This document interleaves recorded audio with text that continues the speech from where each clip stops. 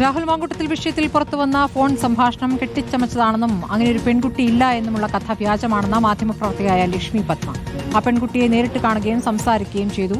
അവർ വളരെയധികം മാനസികാഘാതത്തിലാണെന്നും ഗർഭചിത്രത്തിന്റെ ശാരീരിക ബുദ്ധിമുട്ടുകളുണ്ടെന്നും news Malayalam associate editor Lakshmi Padma Facebook പോസ്റ്റിൽ പറയുന്നു.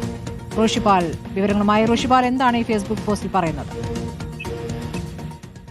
സ്മൃതി, കഴിഞ്ഞ ദിവസം തിരുവനന്തപുരത്ത് ഇരയുമായി സംസാരിച്ചു എന്നാണ് ലക്ഷ്മി പത്മ കുറിക്കുന്നത്. മാത്രവുമല്ല, ഗർഭചിത്രത്തിന് ഇരയായ പെൺകുട്ടി അത് രാഹുൽ മാങ്കൂട്ടത്തിന്റെ ഭീഷണിക്ക് അങ്ങനെ ഭീഷണിപ്പെടുത്തുന്നതായിട്ടുള്ള ശബ്ദം ഉൾപ്പെടെ റിപ്പോർട്ടർ പുറത്തുവിട്ടതാണ്.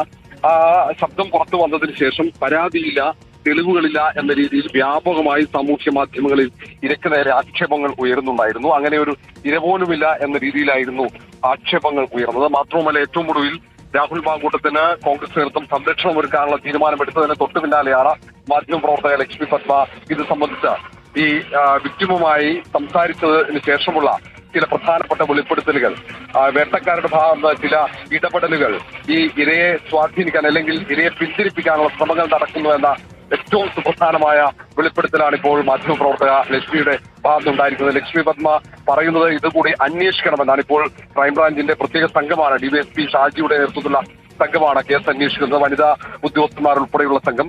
ഈ സംഘം ഇങ്ങനെ ഇരയെ പിന്തിരിപ്പിക്കുന്ന, പരാതി നൽകാതെ, മൊഴി നൽകാതെ പിന്തിരിയണമെന്ന് സമ്മർദ്ദം ചെലുത്തുന്നതായിട്ടുള്ള ഈ വെളിപ്പെടുത്തലിന്റെ അടിസ്ഥാനത്തിൽ അന്വേഷണം വേണമെന്ന ആവശ്യം കൂടിയാണ് ലക്ഷ്മി പത്മ ഉയർത്തുന്നത്. വലിയ വിവാദങ്ങൾക്ക് കൂടിയാണ് ലക്ഷ്മി പത്മ ഇപ്പോൾ തിരികൊളുത്തിയിരിക്കുന്നത്. കാരണം ഈ കുട്ടിയെ വേട്ടയാടുന്ന തരത്തിൽ സൈബർ ഇടങ്ങളിൽ ചില യൂട്യൂബ് ചാനലുകളടക്കം വലിയ രീതിയിൽ പ്രചാരണങ്ങൾ നടത്തുന്നുണ്ട്. അങ്ങനെ ഒരു ഗർഭചിത്രമില്ല, അങ്ങനെ ഒരു ഗർഭിണിയില്ല, ഇരയില്ല എന്ന രീതിയിൽ ഇരയെപ്പോലും അപമാനിക്കുന്ന രീതിയിൽ പ്രചാരണം നടക്കുന്ന ഒരു പശ്ചാത്തലത്തിൽ കൂടിയാണ് ലക്ഷ്മി പത്മയുടെ ഈ വെളിപ്പെടുത്തലിന്റെ പ്രാധാന്യം അർഹിക്കുന്നത്. സ്മൃതി.